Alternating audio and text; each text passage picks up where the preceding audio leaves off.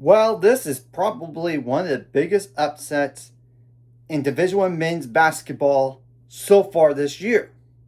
It happened in the West Coast Conference last night. Number 6 Gonzaga lost to Portland 87 to 80. This is the first time that Portland has won a ranked game since 2014. Guess who it was against? Gonzaga. Yeah, Gonzaga had 15 straight wins prior to this game.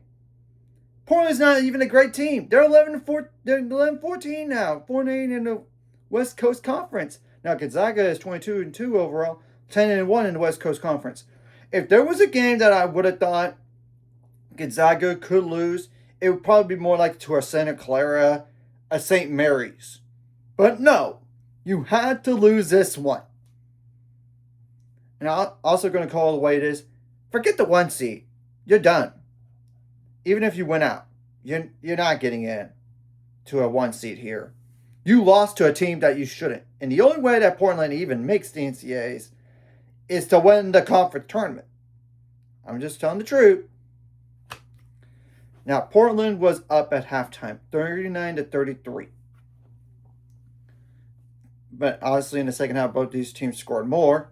Portland with 48 points, Gonzaga with 47. There's more to the game than that. That's why I'm definitely going to go over. I want to definitely go over the stats, but I'm going to just double check real fast if I really need to go over the last minute of the game here. Yeah, they changed the ESPN app on here. And I don't know why they changed it. It was perfectly fine the way it was. I'm just saying. Okay. So, around 51 seconds left. Jermaine Balasager Webb fouled for Portland, and Grant EK went to the line, made both free throws to make it 82 to 75. And Navon Long turned the ball over, which was stolen by Jalen Worley from Gonzaga. And Brady Smith made a long two, assisted by Jalen Worley to make it 82 to 77. And the foul was called on Jalen Worley from Gonzaga, and Joel Foxwell went to the line, missed the first free throw, but made the second to make it 83 to 77. And foul was called on Joel Foxwell. It's like, at that point, you don't need a foul. The clock's in your favor here, and you're up 6. You don't need a foul. And Tyon Grant Foster went to the line and missed the first free throw, but made the second to make it 83 to 78. Foul was called on Jalen Worley around 36 seconds left, and Dante Cesare Hercules. What? That's an incredible name right there. Went to the line, made the first free throw, but missed the second to make it 84 to 78. Then Davis Vogel got the defensive board, and he made a layup around 30 seconds left to make it 84 to 80. And around 23 seconds left, James O'Donnell made a dunk assisted by Joel Foxwell to make it 86 to 80. Mario Saint Superi missed a 3 for Gonzaga, and Garrett Knuckles got defensive board, and Braden Smith fouled around 17 seconds left, and Garrett Knuckles went to the line and missed the first free throw, but made the second to make it 87 to 80. And Mario St. Superi missed a 3, and Portland got defensive board, and they just dribbled it out. That was one upset that I did not see coming, to say the least. This is what I call an epitome of brutality. And Gonzaga shot 40% from the field on 65 attempts. They made a third of their threes on 30 attempts. 69% on free throws on 26 attempts. 27 rebounds. 13 offensive. 19 assists. 9 turnovers. 8 steals. 4 blocks. 20 fouls. How many points off the bench? Mario St. Superi had 12. Davis Vogel had 10, so 22 points already on Grant Foster with 9. So that's 22 plus 9. That's 31 points. And Steele Venters had 6. 22, 31, 37 points off the bench. And 3 double-digit scores literally combined for K. Graham BK had 24. Mario had 12. That's 36 already. Davis Vogel with 10. That's 46 points. And 1, 2, 3, 4 players had 6 or more points this game for Gonzaga. And like Adam Miller had 7. Brent Raiden Smith had 9, so 16 points. Plus 15 because of Tyon with 9 and Steele with 6, so 15. Plus 16, that's 31 points right there. And Portland had 19 bench points, and James O'Donnell had 16. And Navon Long had 3. So 19 bench points.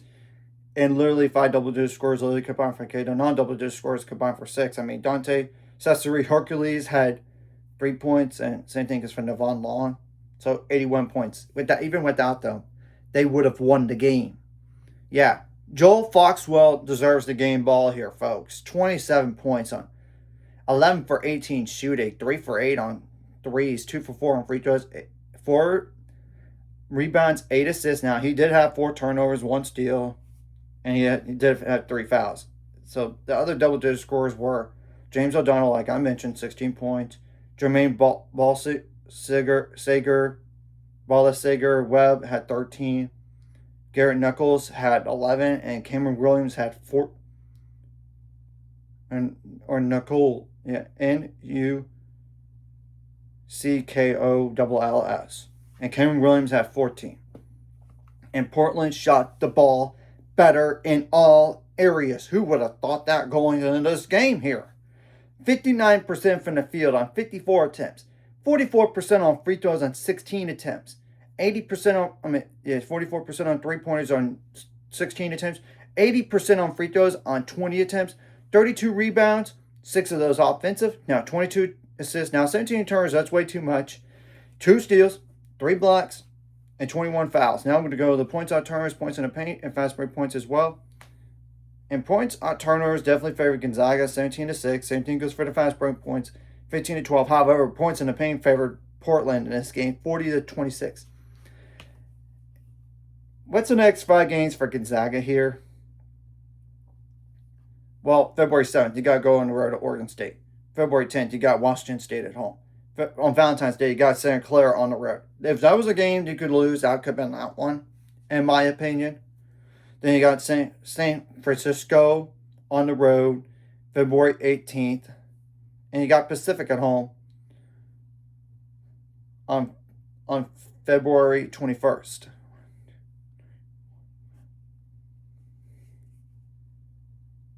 And it's not including, like, you get a rematch with them. You get them at home this time instead of on the road. So you probably want to get back at them, Gonzaga. And then you have to go on the road to St. Mary's at the very end of the year, February 28th, just to go over those last 2 games.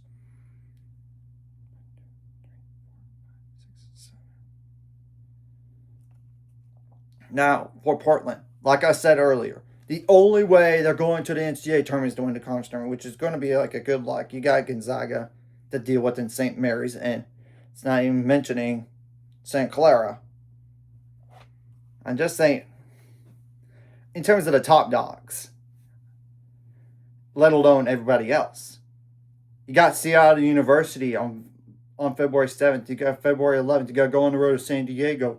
February 18th, you got Pepperdine at home. February 21st, you got Seattle University again, but you get them on the road. Then you got to go on the road to Gonzaga, who probably wants to get back at you for beating them unexpectedly on February 25th. And then February 28th, you got San Diego at home.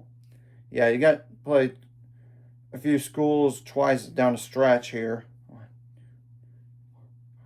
And you have to honestly wait and see what happens from here. So anyways, if you like this content, hit the like, subscribe button. See you guys later on the road to 800 subscribers. Called ultimate goal is 1,000 more. So my month this course like video content really helps YouTube background. Some more people see us sharing the video does help as well. Some more people could watch, and if you're watching and not subscribe, hit subscribe button, hit the notification bell as well.